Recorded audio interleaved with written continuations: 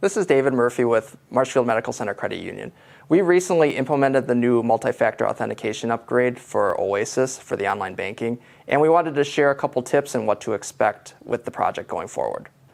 Helpful tips that we have for implementing the system: first and foremost, make sure that you have a lot of patience on hand that week or the couple weeks following the rollout.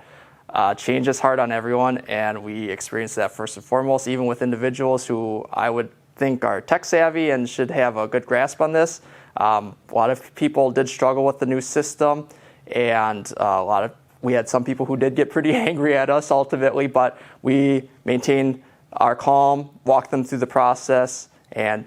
made sure that we treated each individual as a unique case and didn't just try to rush through to get to the next person. I would also say if you can have a few people who are experienced with the system, the new system going forward, so that it's not just relying on one or two people to address some of the issues that may pop up during the transition, that would be a great help. And the one thing that I wish that we would have done is even be a little bit more proactive in our messaging to our members and just make sure that we had current email addresses and current phone numbers on record, because we do have a number of people who would reach out to us after the transition and said, oh, well, that email, I haven't used that for 5 years now. And I think if we would have been a little bit more proactive and just said, we are rolling out this new system, which we did communicate to the members, but we didn't necessarily tell them what it all entailed. And so I think if we would have been a little bit more proactive and just asked for that information ahead of time, it would have saved some of our members headaches when they try to log into the new system. One of the changes that was kind of a major player with this new upgrade was that all the usernames had to have, they were alphanumeric and they had to have a certain character length. And so we did have some individuals who had to change their username. Our percentage of users that had to change was pretty minuscule in the grand scheme of things, but there might be some credit unions out there who have a majority of their member base that needs to change it. And so I would suggest that depending on how long you've been with ESP, you might want to take a look at that to see how much time you're going to need. What we did was we actually tried to reach out to all our members who had either old usernames or old passwords that weren't going to meet the new system. And we also got a list of the members who didn't have their email address and cell phone on record with us. We tried to be proactive with that, and I would suggest that if you do that, that will be helpful for you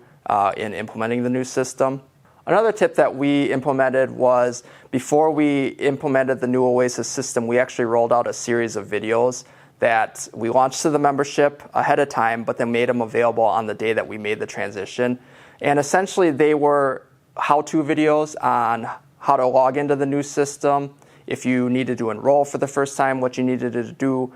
to enroll, if you needed to reset your username, your password, a video on how to walk them through that. We thought that there was going to be a lot of questions with the new system since it was a big change from the existing one, and we thought that video would be a good way to help explain, to show them. We actually took screenshots, or the video took screenshots and just followed us through the actual process itself. If you would like to see those videos, visit our website at www.mmccu.com/welcome, and that'll take you to the landing page with some of those videos on there.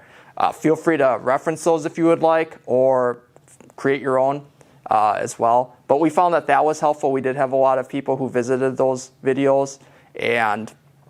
we hope that they helped save some of the phone calls that might have needed to be made in. Another thing that we're going to be implementing here, hopefully this week, is we've decided that we're going to create a FAQ page and link that to the login as well. We've seen a number of the same questions rolling up over the last week since we've implemented, and we decided that if we can maybe be a little bit more proactive and address some of those, that we might be able to save some of this frustration that our members are experiencing as well. If you decide to schedule the implementation here in the next couple of months and you need any help or you have any questions, feel free to reach out to me and I can share our experience here at the credit union with the implementation. Otherwise, good luck with the implementation on your side, and have a good day.